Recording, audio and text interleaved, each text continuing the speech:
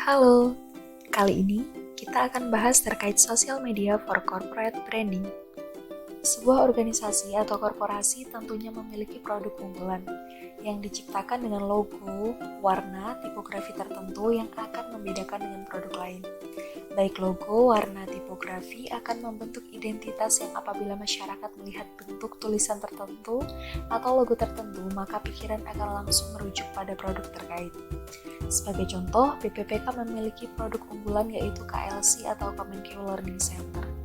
Dengan bentuk tulisan yang unik, warna biru muda, orange, kuning yang dibuat oleh kreatornya sehingga membentuk identitas dari KLC itu sendiri.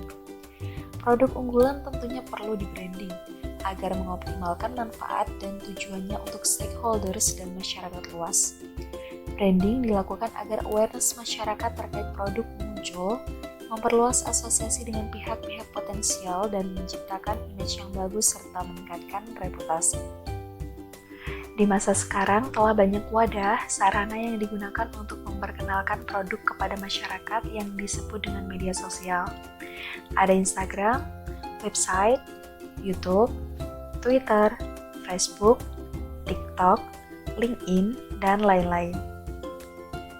Tujuan branding di media sosial perlu ditentukan agar lebih tepat sasaran, efektif, dan efisien. Tujuan yang pertama adalah meningkatkan brand awareness.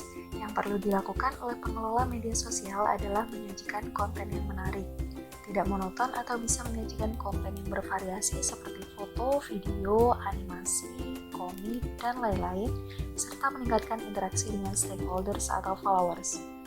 Selain brand awareness, branding juga dilakukan guna meningkatkan traffic website.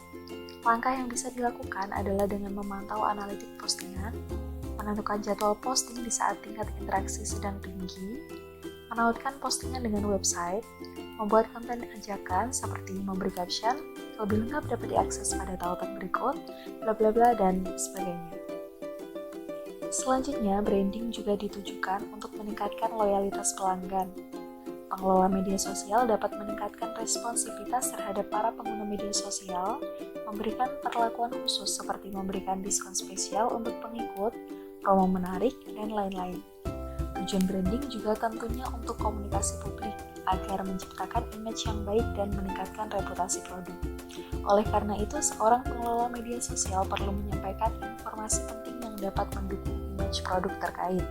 Perlu juga mengatur jadwal posting konten agar lebih efektif, efisien, dan tepat sasaran. Selain tujuan yang sebelumnya disampaikan, ada pula branding yang dilakukan untuk meningkatkan penjualan.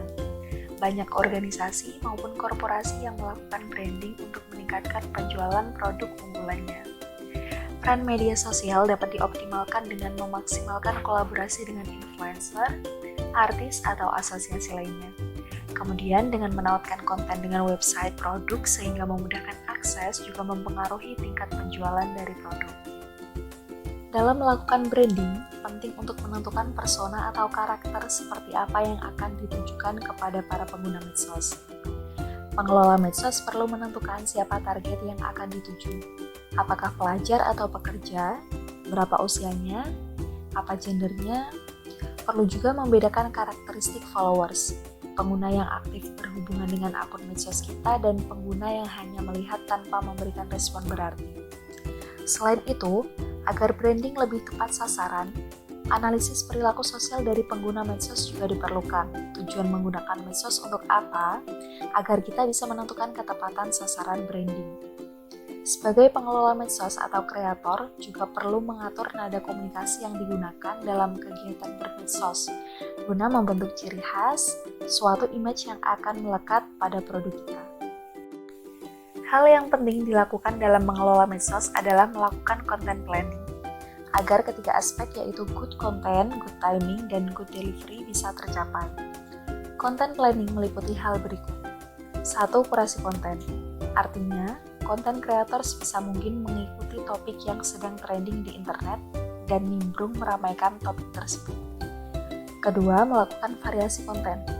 Variasi konten bukan hanya bentuknya yaitu berupa video, animasi, foto, atau sebagainya, tapi juga jenis konten dapat divariasi meliputi konten utama atau terkait produk, goodwill atau misalnya ucapan peringatan hari besar, call to action, maupun engagement konten atau konten terkait followers. Kemudian menyusun kalender konten. Dalam melakukan planning, penting untuk membuat frekuensi posting yang jelas.